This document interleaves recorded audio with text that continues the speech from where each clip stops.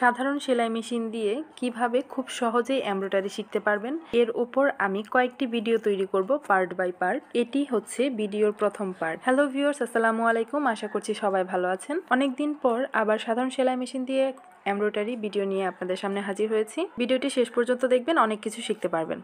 প্রথমে এই সেলাই মেশিনটিকে এমব্রয়ডারি মেশিনে সিটিং করে নিতে হবে। সেটি খুবই সহজ, মাত্র একটি পার্টস খুললেই এমব্রয়ডারি মেশিনে সিটিং হয়ে যাবে। তার আগে কিছু কাজ করতে হয়, সেটা হচ্ছে মেশিনটাকে ভালোভাবে পরিষ্কার করে নিতে হবে। কিভাবে পরিষ্কার করতে হবে সেটা আমি অন্য একটা ভিডিওতে আপনাদের খুব সুন্দরভাবে বুঝিয়ে দেব। মেশিনটি পরিষ্কার করে তেল দিয়ে দিতে হবে। অনেকেই বলেন যে ববিন থেকে সুতা উঠছে না বা সুতাটা ঠিকমতো সেলাই হচ্ছে না, বিভিন্ন ধরনের সমস্যায় পড়ে থাকেন। তো এটার সমাধান মূলত বেশিরভাগ ক্ষেত্রেই মেশিনের ময়লা থাকার কারণেই এই সমস্যাটা হয়ে থাকে। তো এই ভিডিওতে আমি শুধু এই এমব্রয়ডারি সেলাইটি কিভাবে শুরু করবেন সেটা নিয়ে আলোচনা করব। সাধারণ সেলাই মেশিনটিকে এমব্রয়ডারি মেশিনে সেটিং করতে গেলে আমাকে এই প্রেসার ফুটটি খুলে ফেলতে হবে। এই নাটটা খুললেই এই প্রেসার ফুটটি খুলে আসবে। তো এটাকে আমি খুলে নিয়েছি। অনেকেই বলে থাকেন এভাবে এমব্রয়ডারি সেলাইয়ের পর আবার আগের মতো জামা কাপড় সেলাই করা যাবে কিনা, মেশিনের কোনো সমস্যা হয় কিনা। আমি আপনাদের বলছি এই ধরনের কোনো সমস্যাই হয় না। আমি কিন্তু অনেকগুলো ভিডিও দিয়েছি এই এমব্রয়ডারির ওপরে। এই মেশিন দিয়েই হচ্ছে আমি এমব্রয়ডারি দেখিয়েছি এবং এই সেলাই মেশিন দিয়েই আমি সকল জামা কাপড় সেলাই করে থাকি এবং সেগুলোর ভিডিও আমার চ্যানেলে দেওয়া আছে। তো কোনো রকম কোনো সমস্যাই হয় না, আপনারা এটা নিয়ে কোনো চিন্তা করবেন না। এরপরে আরও একটি কাজ করতে হবে, এই জিনিসটাকে মাঝামাঝি রাখতে হবে। এটা কিন্তু উপরে নিচে করলে সেলাই ছোট বড় হয়। তো মাঝামাঝি রাখলে দেখা যাবে দাঁতটা শুধু উপর নিচ হবে, কিন্তু সামনে পেছনে যাবে না। তো এভাবে করে নিলে আমার যে কাপড়টি বা কাগজটি থাকবে সেটা কিন্তু আর সামনে পেছনে নড়াচড়া করবে না। আমি যেদিকে নাড়াবো ঠিক সেদিকেই নাড়াচড়া করবে। এবার একটা কাগজ নিয়ে নিচ্ছি, এর মধ্যে কিছু লম্বা দাগ দিয়ে নিয়েছি এবং কিছু জিগজ্যাগ স্টাইলের দাগ দিয়ে নিয়েছি এবং গোল করেও কয়েলের মতো আকৃতির এঁকে নিয়েছি। এভাবেই হচ্ছে আমি এখানে এই দাগের উপর দিয়েই সেলাই করে করে চেষ্টা করব সেলাইটি করার জন্য।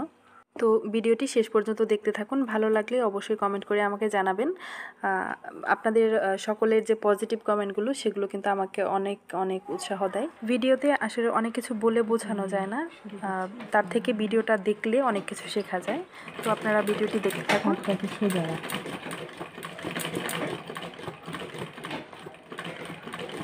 এইভাবে বাসায় আপনারা ট্রাই করবেন অবশ্যই।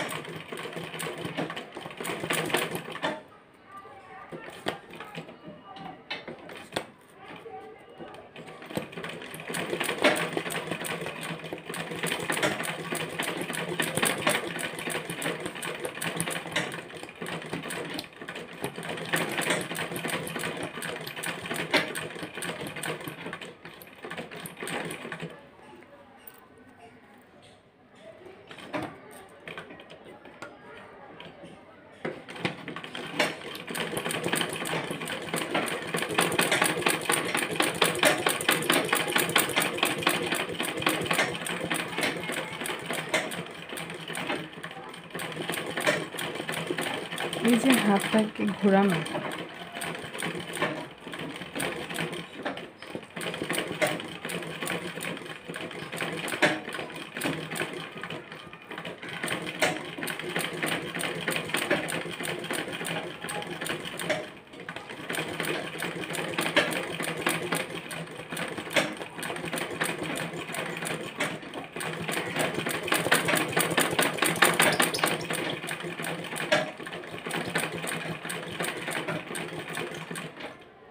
এরপর হচ্ছে জিগজ্যাগের মতো করে সেলাই। তো এটাও ট্রাই করতে হবে।